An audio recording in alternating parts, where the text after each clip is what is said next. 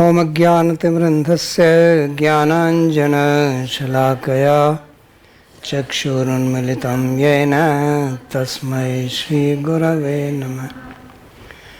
वन्देऽहं श्रीगुरोः श्रीयुतपदकमलं श्रीगुरून् वैष्णवांश्च श्रीरूपं साग्रजातं सहगण रघुनाथान्वितं तं सजीवं साद्वतं सावधूतं परिजनसहितं श्रीकृष्णचैतन्यदेवं श्रीराधाकृष्णपादान् सहगण ललिता श्रीविशाखान्वितांश्च।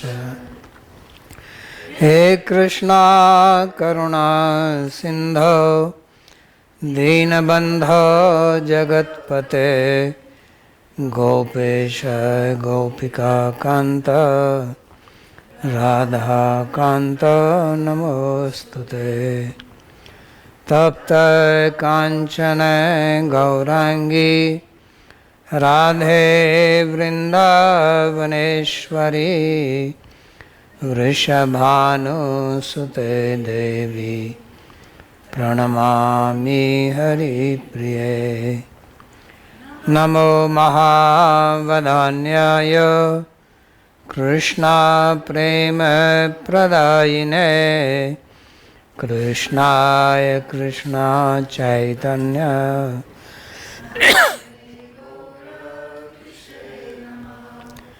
पंचतत्वात्मकं कृष्णं भक्तरूपस्वरूपकं भक्तावतारं भक्ताख्यं नमामि भक्तशक्तिकं। श्रीकृष्ण चैतन्य प्रभु नित्यानंद श्री अद्वैत गदाधर शिवा सदी गौरभक्त। हरे कृष्णा कृष्णा कृष्णा हरे हरे हरे राम राम राम हरे हरे। जन्माद्यस्य यतोऽन्वयादितरतश्चार्थेषु तेने ब्रह्म हृदय आदि कवये मुह्यन्ति यत्सूरयः। तेजो वारिमृदां यथा विनिमयो यत्र त्रिसर्गो मृषा धाम्ना स्वेन सदा निरस्तकुहकं सत्यं परं धीमहि। नारायणं नमस्कृत्य नरं चैव नरोत्तमं देवीं सरस्वतीं व्यासं ततो जयमुदीरयेत्। स्वस्ति अस्तु विश्वस्य खलः प्रसीदतां ध्यायन्तु भूतानि शिवं मिथो धिया। मनश्च भद्रं भजतादधोक्षजे आवेश्यतां no मतिरप्यहेतुकी। We are reading from Śrīmad-Bhāgavatam, Canto 11, Chapter 3, verse number 26. So we are reading the reply of sage Prabuddha about the question that how one can transcend Maya. How can one become free? So he gave a reply that one should take shelter of Guru and render service, study the Bhagavad Dharma. And then he describes some characteristics in verse number 23, 24, 25. Now he is continuing to speak. Yes. Clarification on the topics that you explained in the previous chapter and in the verse Tasmad Gurum Prapadyata.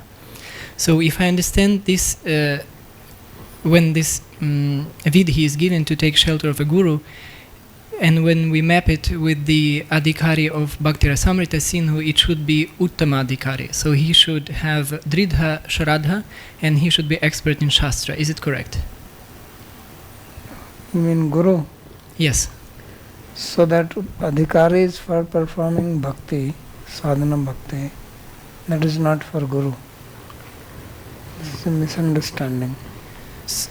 So this is where my confusion is, because later in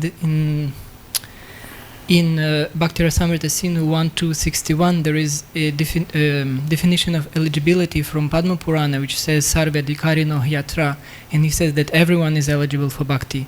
And also Bhāgavata said earlier that everyone who has senses is eligible, can perform bhakti.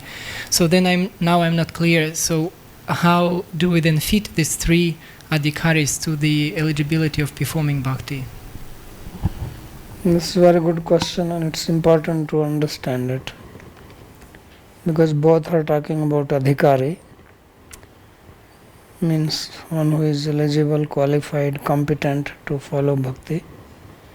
So one statement says that nirmatrasya adhikarita, that every human being has competency, adhikar to engage in bhakti.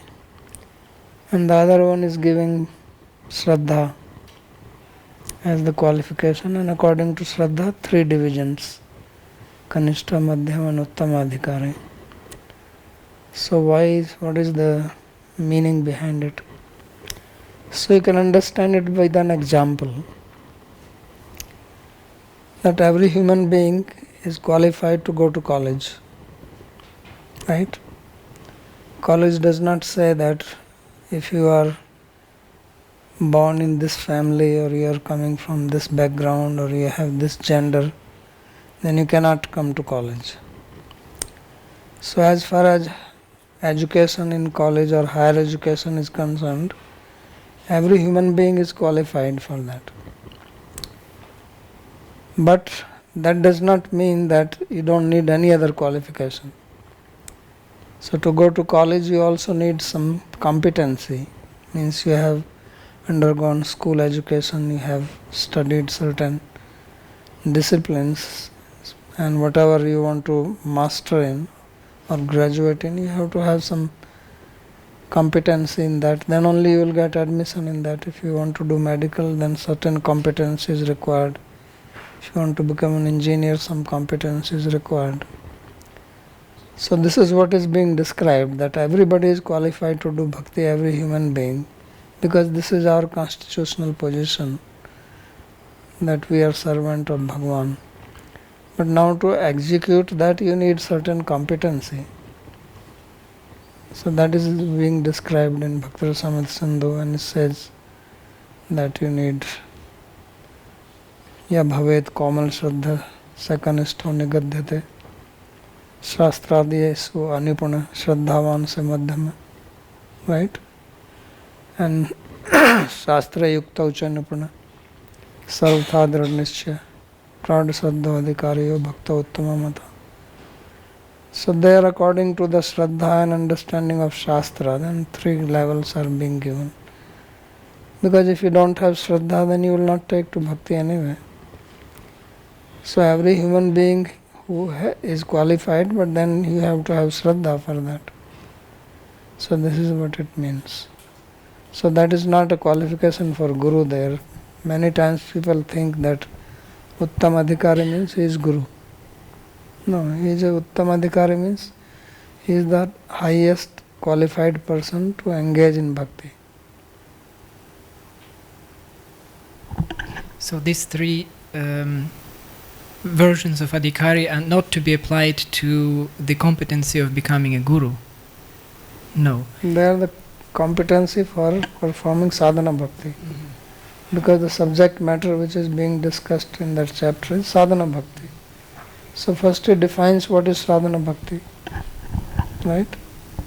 Kriti sadhya bhavet sadhan, sadhya bhavasa sadhana bhida. That which is kriti sadhya, that is called sadhana bhakti, which you engage with your physical bodily and actions and which results in bhav bhakti, that is called sadhana bhakti. So then he says, who is adhikari for this sadhana bhakti? Then he speaks of these three adhikaris. And then in the previous chapter, verses 45, 46 and 47, there were given three Bhagavatas that Sri Jiva Goswami describes also in Bhakti Sandarbha, Anuchedas 188-90. And first two have prema. And the third one, who is Kanishta Bhagavata, according to Jiva Goswami, he has Lokika Shraddha. And then my confusion also, I was trying to understand how do we map these Uttama and Madhyama Bhagavatas to the Adhikaris. Is there any correspondence? No, this is what I'm telling, that people make this confusion. So here, he's not talking about Adhikari, he's saying, how do I recognize somebody is a devotee? So it's not saying that this is Adhikari or not Adhikari. It's devotee.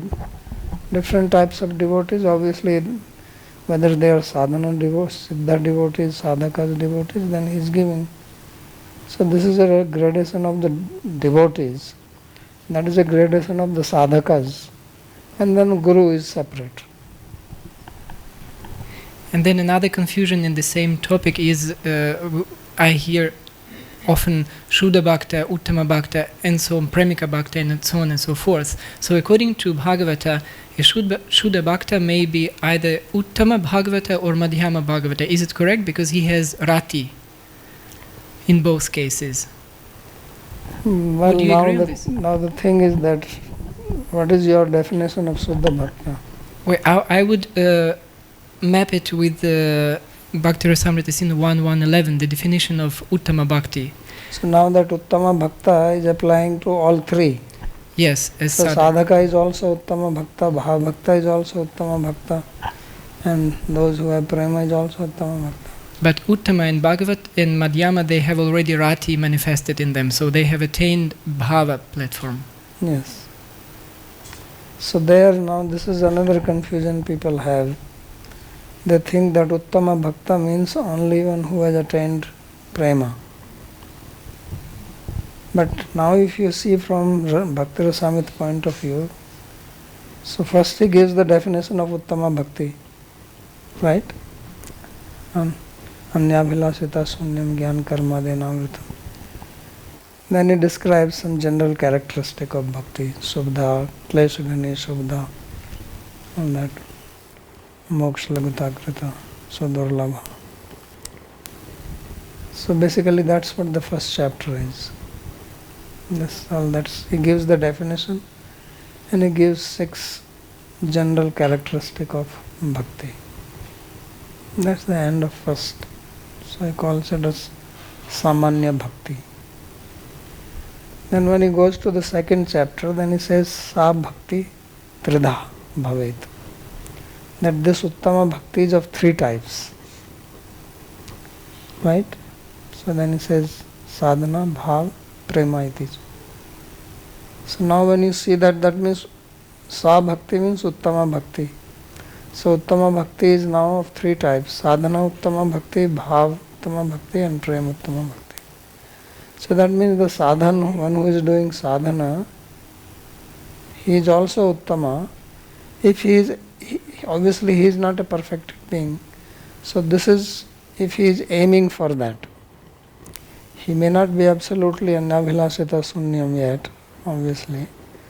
But if that is his goal, so in Vyakaran there is a sutra, tadadhite tad vedava. So somebody who studies a subject or one who has completed education, both are called that. That means Vyakaran or grammarian. One who is studying grammar is also called grammarian, and one who has studied grammar is also called grammarian. One who is studying medical science is also called doctor. One who has completed is called doctor. Although in common practice we call doctor only somebody who has completed it. But one who is studying is also called, he is a doctor. He is studying it. So here also with that knowing that, then person who is performing sadhana bhakti with the intention of attaining the Uttama Bhakti is also called Uttama Bhakti Sadhaka. Just like when you are doing yajna, so yajna means devtadesena dravya tyaga yaga. Yajna means when you are offering oblations into the fire by chanting the mantra of a specific devata, that is what is called yajna. But before that you have to do a lot of other things. So that is also considered as part of yajna, because without that you will not reach there. So similarly, sadhana is also considered as Uttama Bhakti if the goal is to attain Uttama Bhakti. So this also we have to keep in mind. Although when we say Uttama Bhakti, Suddha Bhakta, we have an idea that somebody is a perfected devotee. Would it also be correct, because later he also used the term samprapti siddha, so the one who has already attained it, versus sadhaka. So we can perceive of this word Shuddha Bhakta in both cases, either the one who follows the path of Uttama Bhakti or the one who has already attained the... Yeah, although what we call common usage is for that one who has attained perfection. So therefore we have one category which is Adhikari, not to be mixed with Bhāgavata. And then the third topic, which is Guru and his qualification, and it's not, we cannot map it either to Adhikari or to Bhāgavata. So Adhikari is also Bhāgavata, because Bhāgavata means a devotee. Adhikari, but which category of Bhāgavata he is, that you have to apply that definition. It is not possible, it is difficult to map one definition onto another. So these are different definitions. Just like in Bhakti Sandarbha, Jiva Goswami has made so many categories of bhakti from different point of view. Like he says, there is Swarup Siddha Bhakti, there is Sang Siddha Bhakti, there is Arop Siddha Bhakti. Then you start saying, well, this Arop Siddha Bhakti, is it Uttama Bhakti or Madhyama Bhakti or this Bhakti? It's a different way of categorization. So it becomes difficult to map one definition onto another. So we have to see for what are we making the divisions and what definition is being used. Thank you, Babaji. And then finally, to consider whether someone is eligible to become a guru, then this verse, Tasmad Gurum Prapadyata, is to be used, that he is... So this is the qualification. Shabde Parachinishnata. Because guru is not only a Bhāgavata, so therefore it is not that one who is described in verse 45 is a guru. It is not necessary. Somebody can be Uttam Bhāgavata, but doesn't necessarily mean that he can be a guru. So guru is a special function, and therefore special qualification is needed. So that qualification is being stated here. But there was no mention that he knows Shastra or does not know Shastra. Obviously he will have some knowledge, but how much he has we don't know. So therefore it is not that you mix this with that.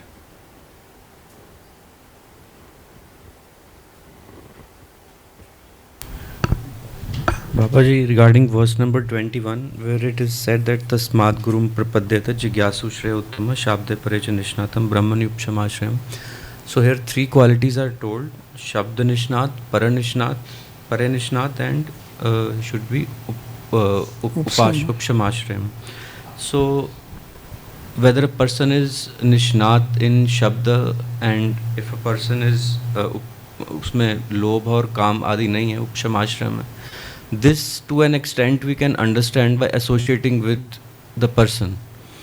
But जो ये परे ब्रह्मणी निष्णात है, इसको I mean to understand this is little difficult, whether he has actually realization or not. Yeah, I already said that you cannot, generally it is not possible to know unless you yourself have some understanding of bhakti and what it means. So therefore he said that one of the ways to see this, that person has some samashrayam. Samashrayam is seen as an effect of Paranishnata. Okay. All right. And Babaji, in the verse number 23 and 24, the qualities which are told, Sarvato, Manaso, Asanga, Madho, all these. So, are these the qualities which are to be learned by serving Yes. Guru, or is this the qualification which is required to No, these serve are the qualities to be learned. All these what is being described, where it says Tatra Bhāgavatam Dharman Sikshet. So, iski shiksha leni hai. So this Sikshet is being applied to all the verses which are being followed after that. Okay. Up to the verse number 31, first part. From 31, second half, Bhaktya Sanjatiya Bhaktya and Kvachida Rodati, this is not to be learned because this is the effect of that. So up to that means up to the 30th verse number 30, that is to be Sikshet. That is Right. to be learned. Yes. Thank you, Babaji. Anything else? So Shraddham Bhagavate Shastre Anindam Anyatra Chapihi Manovaka Karma Dandam Cha Satyam Samdamavapi. So he says that one should have Shraddha in Bhagavat Shastra.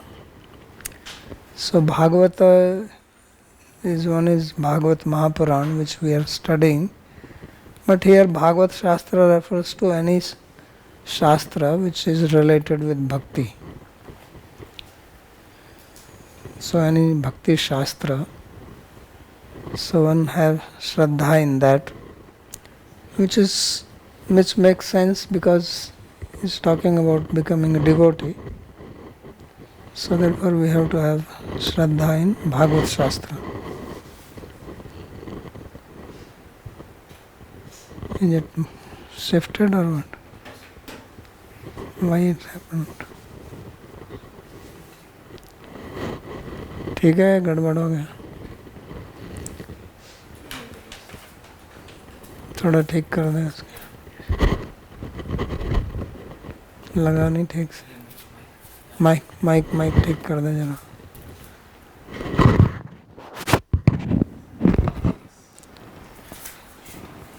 So this is very important,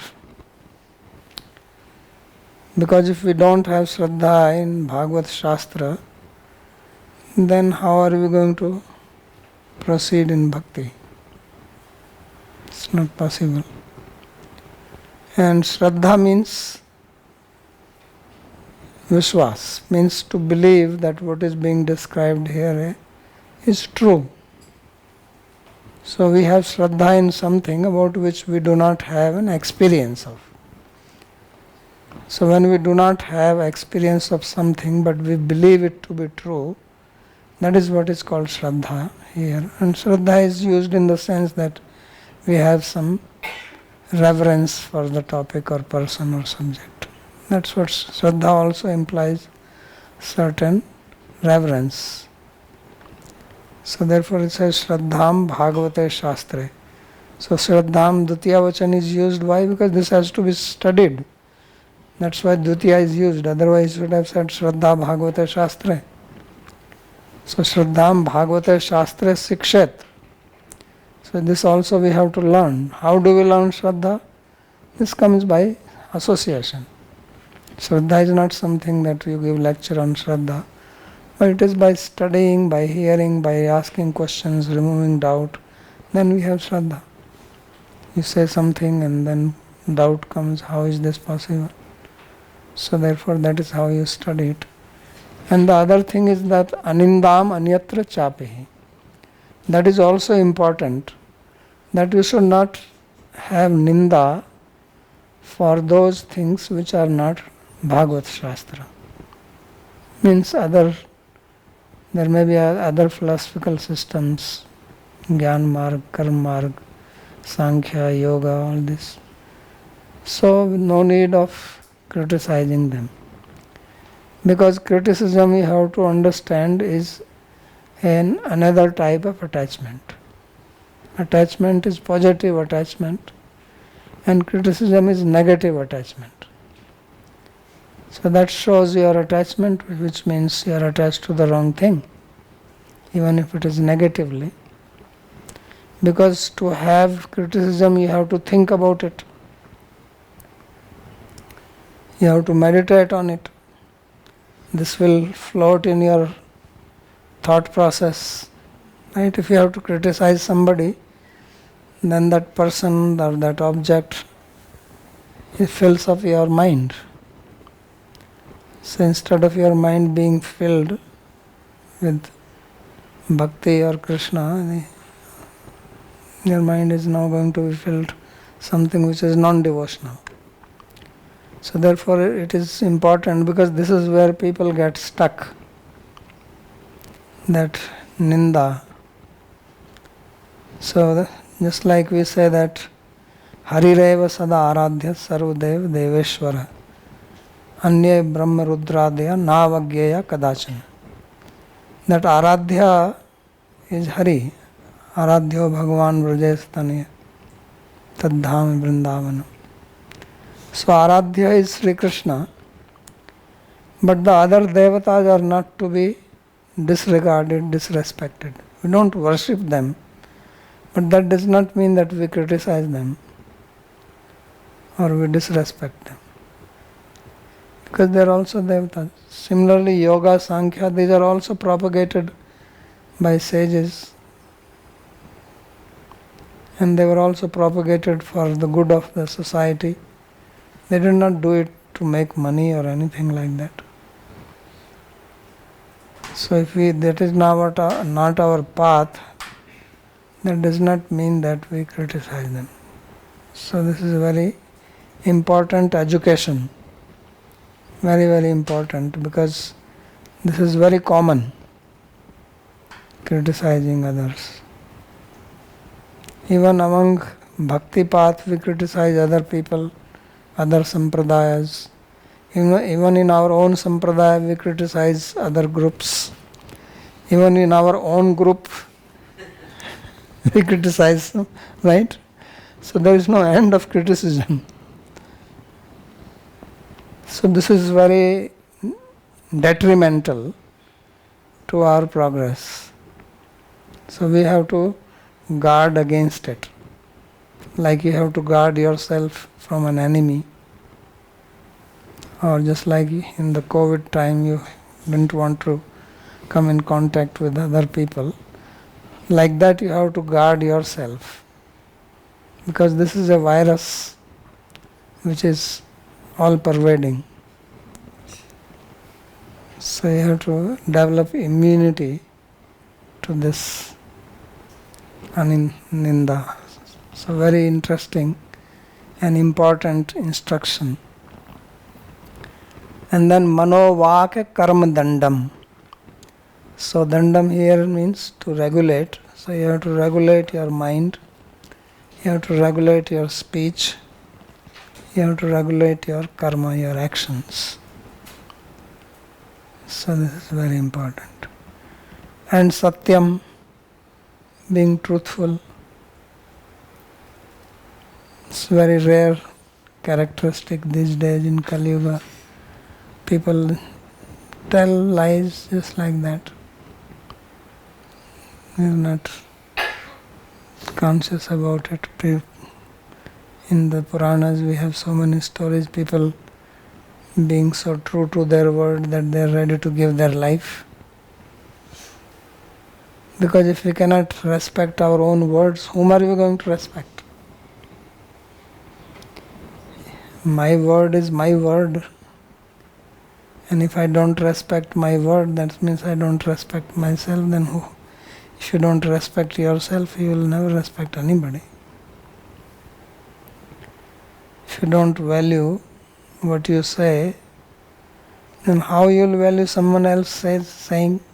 Somebody says something to you, somebody teaches you something, why will you value that if you cannot value your own words? So Satyam is very important, especially Bhāgavatam, Satyam Param Dhimahi. It did not even say that I meditate on Krishna, it says Satyam Param Dhimahi. So Satyam is very important part of spirituality and especially of bhakti. Because in bhakti, asatyam does not work at all. So we have to know this. And sama, dama, vapi. So sama is control of mind and dama control of senses. Although manas already came, but still he again brings in sama. Yes. Babaji, here when they use the word anya, so that anya shastra, is it only referring to those in the Vedic canon or also out? Not just I'm talking about like Smriti, Shruti and those things, but also other acharyas' works or anything like that? Yeah, anything which is related obviously with spirituality is not talking about, because he says Śrīmad Bhāgavate Shastre. Correct. So any other shastra which is not related with bhakti, that. Yeah, so I'm just in the sense like even like Shankaracharya's Sharirika Bhashya, for example. Yeah, we don't do ninda. Ninda. You have to refute, okay, this is the problem, but ninda is something different. Okay. So even when Jiva Goswami writes Shankaracharya, he says Shankaracharya Bhagavat Pada. So with great respect he takes Shankaracharya's name. Not only of the other Vaishnava Acharyas, but even Shankaracharya, he writes wherever he mentions. Okay.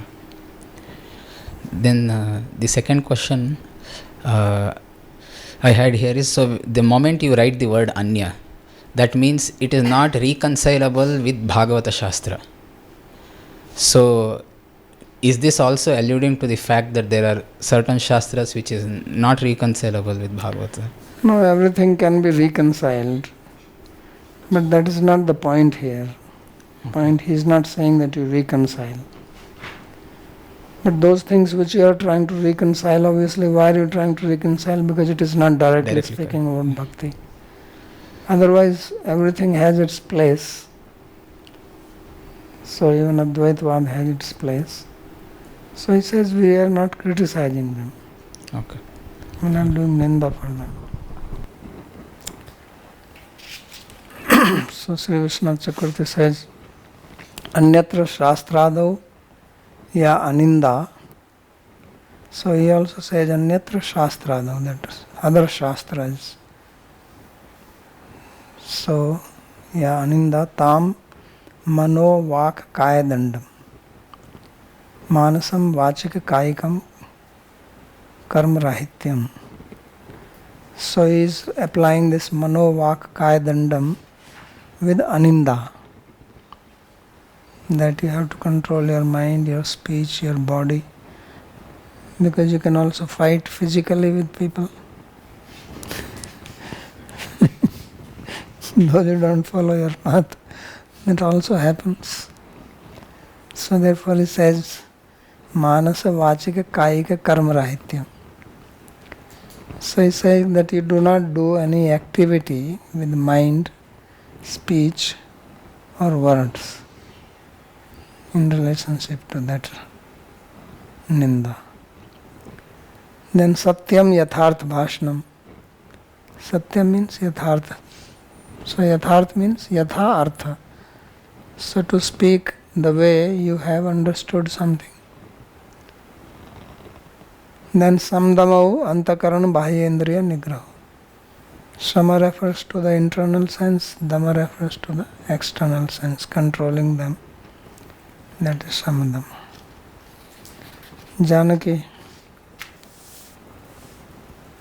Pranams, Babaji. Would you please repeat the significance of Shravanam being in the Dvitiya? Shravanam or Shraddham? Oh, sorry, Shraddham, sorry. Shraddham? Shraddham, because it has to be applied with the verb which came in sloka number 22, 6th.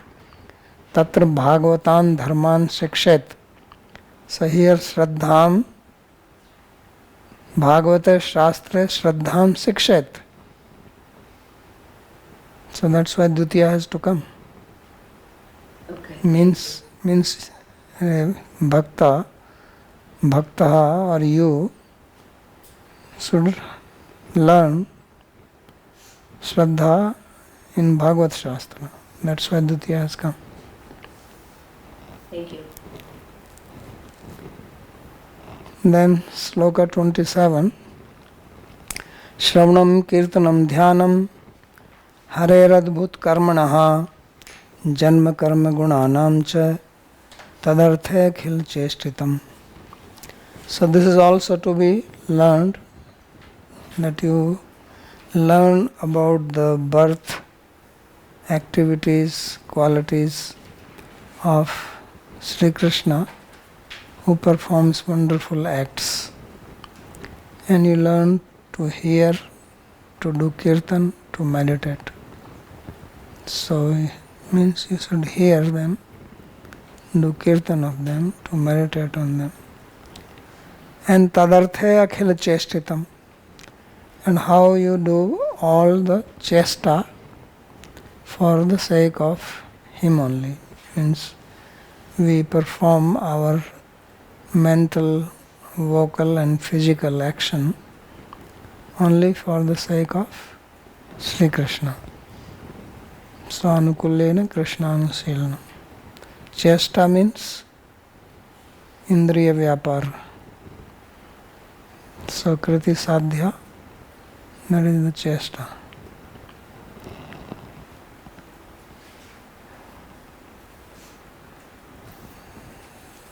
Any commentary on this? So Harer Janma Karma Gunanam Chakarat Namnam. So to he study the birth, activities, qualities, and he says the word cha also includes his names.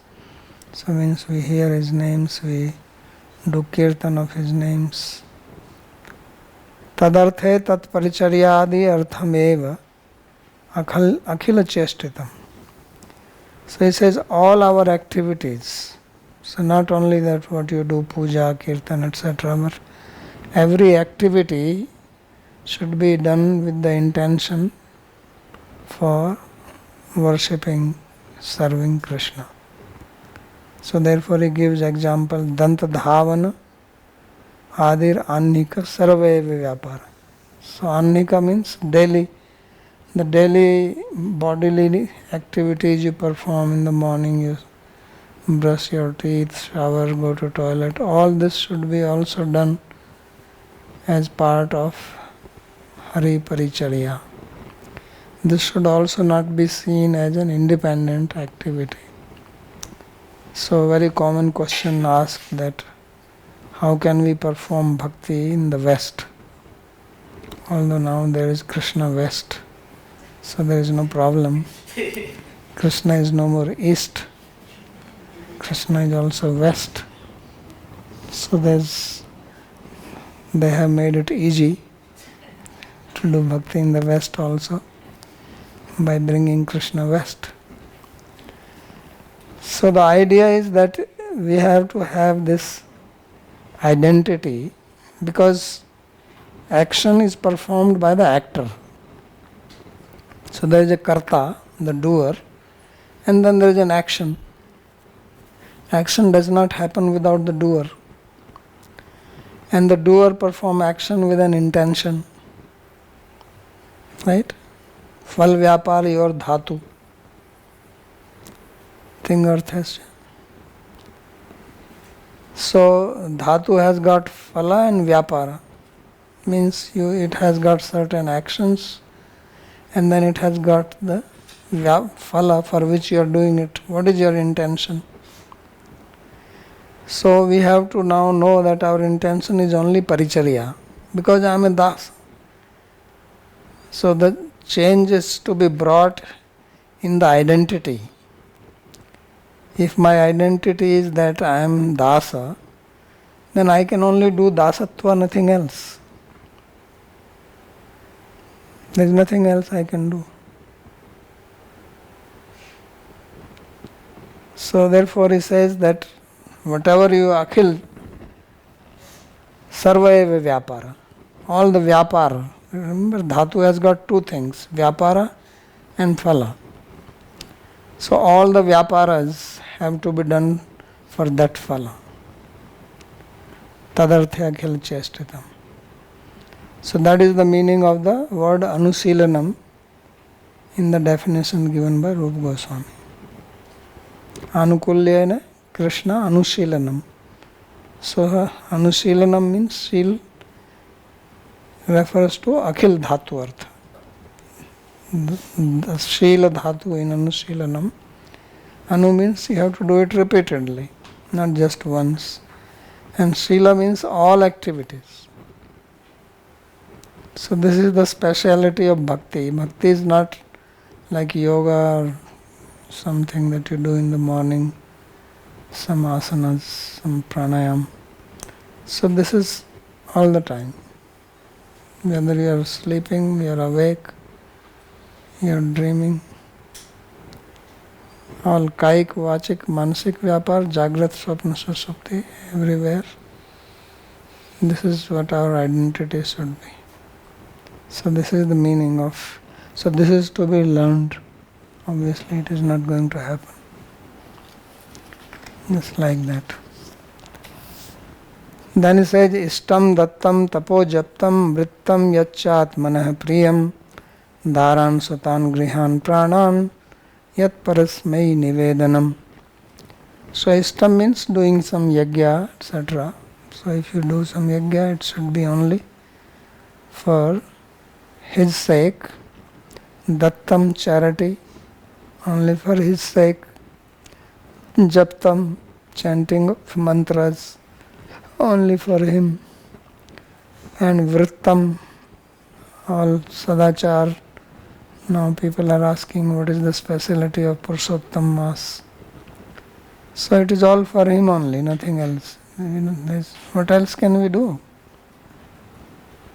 We are completely cooked in the bhakti pot. There is nothing we can go. Whether it is Purushottam Mass or it is Madhav Mass or Madhu Mass, doesn't matter. Soul bhakti, there is nothing else we can do. Not that we are going to do something extra.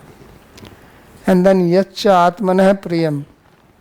And whatever is dear to you, whether you, yourself, your wife, and if you are a wife, your husband, and your children, and your house, and your life. So Parasmai Nivedanam. Everything to be offered to him only, and nothing else. So this is what Braj Bhakti is. So all the activities only for Krishna's sake. This is what Uttama Bhakti is. So Ishtam Vishnu Sampradana ko Yagaha. Ishtam means that you do the yaga in which the offering is made to Vishnu. He is the Sampradana. So Tasmai Diyate Ti Sampradana. So Vishnu is the object to be given. Dattam Vishnu Vaishnav Sampradanakam Danam. Charity is to be given to Vishnu or to the Vaishnavas. Tapa Ekadasyadikam Vratam. Austerities such as fasting on Ekadasi or something doing in Purushottam Mass, doing parikrama, doing japa, japtam. So Vishnu mantra japa. Japa also, some people want to chant mantra for Saturn because Saturn is troubling in the Sadhe Sati is going on now. or they want to do some Mangal Vrata. So he says no need. All sadachar for him only. Ishtadikam. And yaccha atmanah swasya priyam vastu tasya parasmai parmeshwaraya nivedana. And whatever is dear to you, you offer it to him only. And daraniti daradin yat vyapnuvat. And dara means wife, adin, children, house, etc. So yat vyapnuvat ina kshatriyanta is taking the word yat from ina dhatu, applying kshatri. So kshatriyanta rupam. So daradinam se tat sevartham eva vinyojanam. So wife also has to be engaged in the service. But now wife, what if the wife does not listen to you? Then what will you do? He's talking about the old time wife. Now this does not apply. So vinyojanam yat tat shikshayat. So then he should learn how to engage wife in bhakti. This also he should take some extra lessons. 21-day course. Then they have 21-day courses, right? So we should design 21-day course how to engage your wife in bhakti or your husband in bhakti who is not. Sometimes wives are interested, husband is not interested. He only wants to run the restaurant.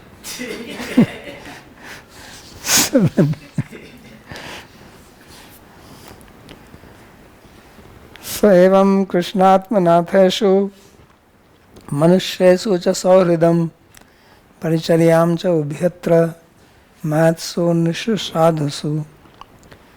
He says in this way one should also learn how to do friendship with those who are devotees of Krishna. Krishnatmanatesu manusyesu, human beings, and paricharyam cha ubhyatra, and doing seva to Krishna and Krishna bhaktas. Should also learn to do service to devotees, and mahatsu, and to do service to great people, nishu, human beings, sadhus, saintly sadhu. So doing seva, so we do service to Krishna, also service to his bhaktas, devotees, sadhus, humanity. So this also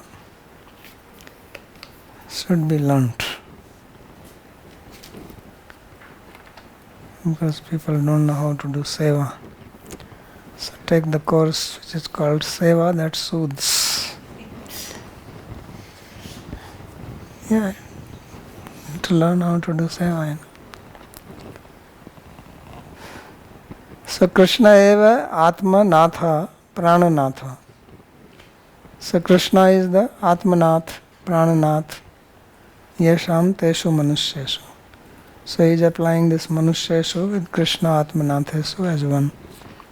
So people whose Lord is Prananath, master of their life is Krishna, means bhaktas.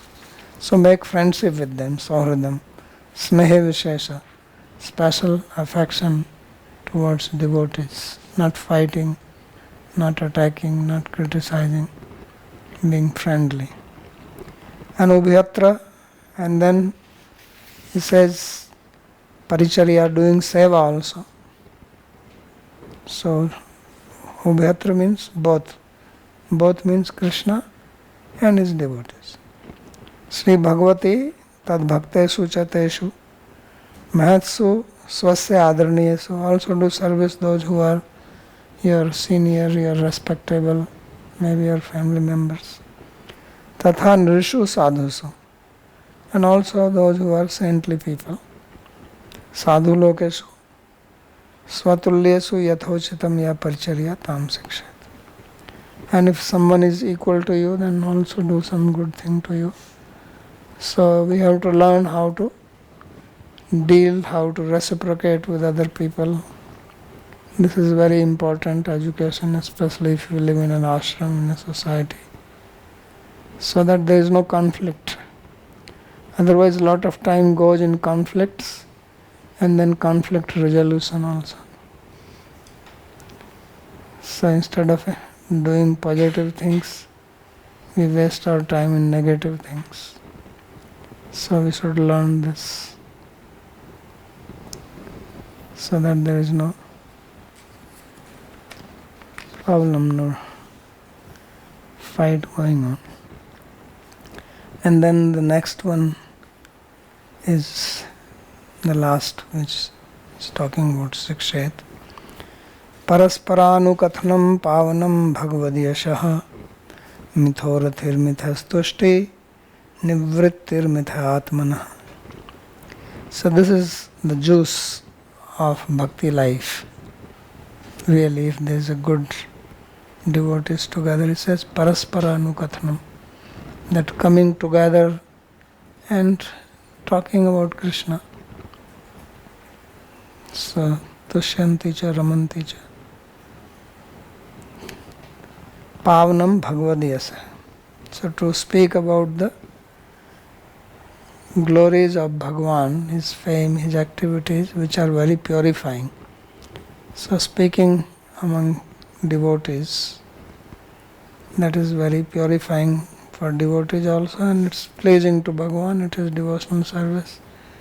It brings happiness, and all the conflicts, they get resolved naturally if we engage in this. So therefore mithorati, so you have loving dealings among devotees. Mitha means among ourselves, among devotees. Rati means affectionate behavior. And mithastushti, and satisfied, pleasing each other. And nivrittir mitha atmana. So there are two readings here, nivritti and nirvritti. So nirvritti means happiness, pleasure. So feeling pleasure together. And nivritti is another reading, which is the reading which Vishwanath Chakravarti takes, because some commentator taken the reading as nirvritti. So nivritti means to give up something. That is called nivritti. Like you have pravritti and nivritti. So pravritti means to engage in action. Nivritti means to give up some action. So he says you give up some action together. Like you say that, okay, from tomorrow, no more watching unnecessary videos. So this is called mitha nivritti. Means you also influence others to give up bad things, to engage in good things, and to give up non-devotional activities. So parasparam eva anukathanam yatra tatha bhutam. So engaging in mutual dialogue, pavanam yat bhagavato yasas tadalambya. So doing this anukathanam about the fame of Bhagavan. And mithorati sampardhadi parityagena. And mutual friendship, mutual affection. So there is no competition, there is no rivalry, no bad feelings. That he is like this and I am not like that, I also want to be like that, and then making some politics. So not that.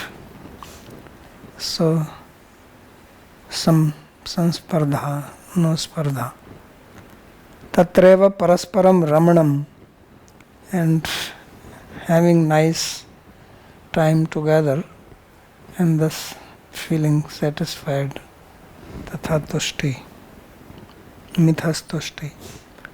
Paraspar sangotham sukham. So I am feeling the pleasure of association with devotees, it's a very good pleasure. And then he says, Atmano mitho nivritti riti. So he is taking the reading as nivritti, which means to avoid something. So, giving up together something. So he says, Bhakti pratikul vishya bhogat. So, giving up those activities which are contrary to devotion, such as engaging in sense gratification.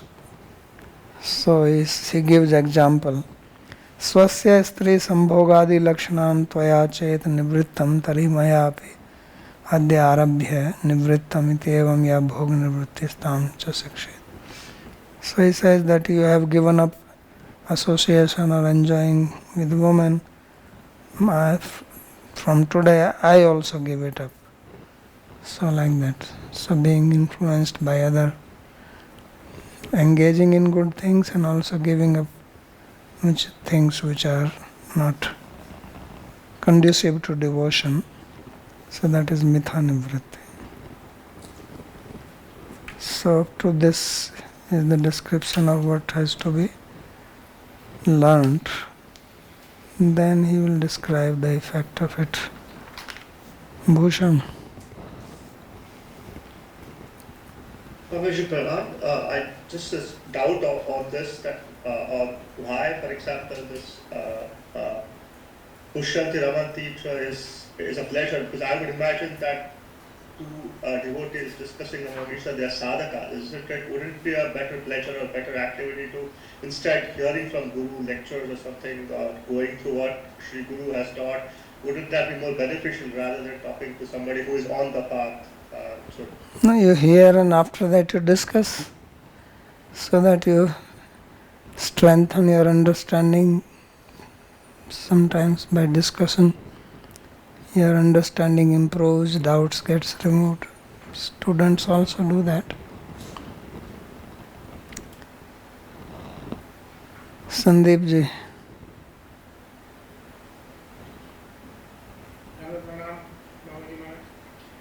So my question is that he is telling that you should learn these qualities. Basically, these are qualities of a person. If we don't add devotee there, but we also in the Bhāgavatam it comes that the devotee will develop naturally these qualities. He doesn't have to learn or try to learn about it. But then once he engages in bhakti, bhakti will automatically bring in all these qualities. So why this thing is specifically said here that you should learn these things, being like being conducive to others, and because these things also help you to do in bhakti. All these things are helpful. I mean, you are saying doing bhakti, but bhakti doing is not that you just start doing bhakti, you also learn. So these things are also part of bhakti, and some of them are conducive to bhakti. Like he said, don't do ninda of other shastra. So when will it come? Those which is said that those qualities come there when you become perfect. So those will develop it, but you also make effort yourself. What is wrong with that? right, making effort is fine, but then I was a little curious about why he's saying that you should specifically learn from this from the Guru. Because first initial shloka was Tasmat Guru Prapadayana, and then learn these things, Sikshet. So that's what is. Learn these things. So from where will you learn otherwise?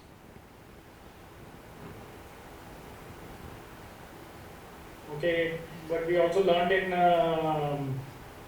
this Bhakti Sandarbha that if you like these Sarup Siddh Bhakti, if you do, then it is like fire, it will burn the person. So if we just learn about that and learn to avoid offenses, won't these things come? So from where will you learn this? That's what I'm saying. I learn from Guru. Yeah. So then Guru is not just going to teach you that much, he will also speak these things. This is not something which is like blocking your devotion or anything. This is to engage in devotion only.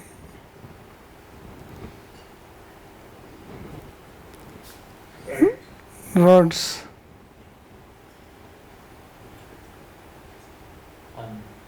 Pranam Babaji. I have a question related to the idea that one's everyday actions can be done out of a sense of being a dasa, or out of a sense, as an offering to Krishna. So if one previously had a profession that one did in a kind of self-aggrandizing way or in a kind of prideful way, is one, and then one later becomes a bhakta, is one allowed to continue doing the same profession but just out of a different inner sense? Why don't you give me the example? Being a dasa? Why don't you give me actually the real example instead of going roundabout? Oh, okay. So this is related to my life, but the thing is, it's a very complicated story. What actually my course of life. So maybe I need to talk to you about it like one-on-one or something, because it would take too long. Here, I don't want to take up everyone's time. It would take me a long time to narrate the whole story, And it's because I need to narrate it in detail. Otherwise, I would give a misimpression, because there's so many twists and turns, So I don't. Yeah, so see, it is very difficult when you ask general question. Then I can only say in general. But I don't know if your question is for general masses or it relates to you specifically. If it relates to you specifically, then I have already said. Kind of thread the needle. Yeah. So would it be true? So for my general question though, would the answer depend on the profession? Like if one's like a butcher or something, then one. No, you have to give up certain things. It is not necessary that you are a butcher and then you continue to certain things. Like he also spoke about ahimsa. Remember, ahimsa also came. So those are things you also have to.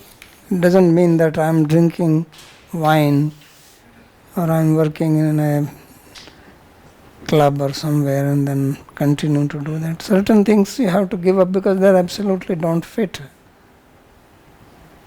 Okay. Let's just leave it at that for now. Maybe sometime I'll ask about setting up a one-on-one meeting with you. I don't know if that's possible, but maybe one day. Is that possible or? Yeah, you have to book time with Jaya. Okay. I'm not quite ready yet, but maybe I'll do that in the future. Thank you, Babaji. Okay. Yes.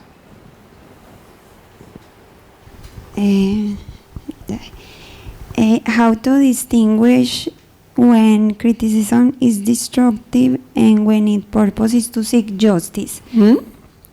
How to distinguish when criticism is destructive? Is what? Destructive. Destructive, and when its purpose is to seek justice. For example, somebody in a higher position when is harming to others. So how do you seek justice? How to be silent when you see some injustice.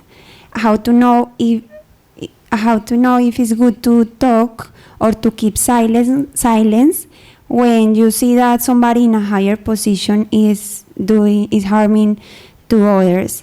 Or I don't know if you understand me. So the thing is that you have to know first of all what is criticism and what is seeking justice. These are two separate things. Criticism means that I criticize, I find fault with others and I enjoy it. There is a sense of enjoyment in it. And we all have experienced it. It's not something esoteric I am saying. We all have experience of it. What is criticism? So you have to just make the distinction. Seeking justice is seeking justice. It is not criticism. You are not enjoying it. You can also do that for enjoyment. Then it is criticism. So that you have to know for what purpose are you doing it. Thank you. People can put a mask of seeking justice, but they are actually having pleasure in doing it. Mohini.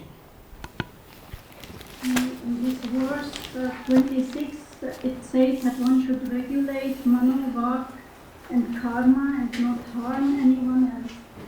So still while being a sadhaka, and this happens that one hurts other people, other devotees with the speech or family members, what is then to be done? Don't do it. What is to be done? That's what it's saying. Mano vak karma dandam. That's what it's saying, that you have to regulate that. Don't do it. Why do you want to do it? Yeah, but when that still happens, for example, I hurt my mother, and then, how to undo that or how to do atonement for that? So, sabda buddhi karmanam vyapara. The shabda,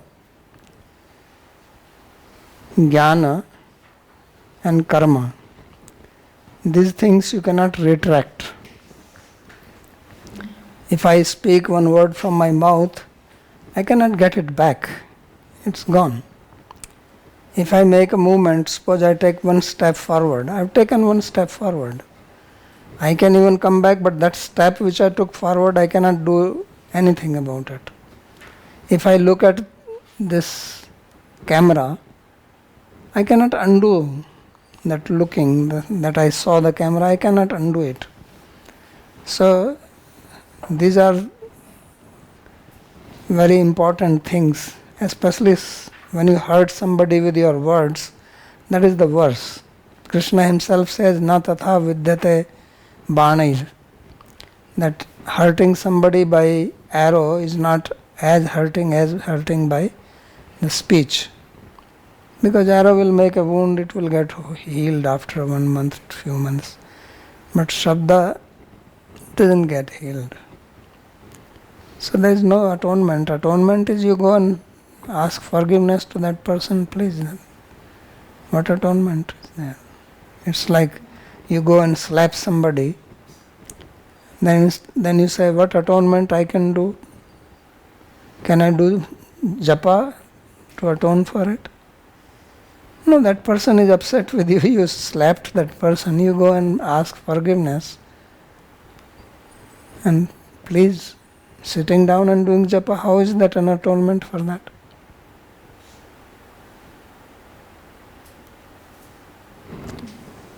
Okay.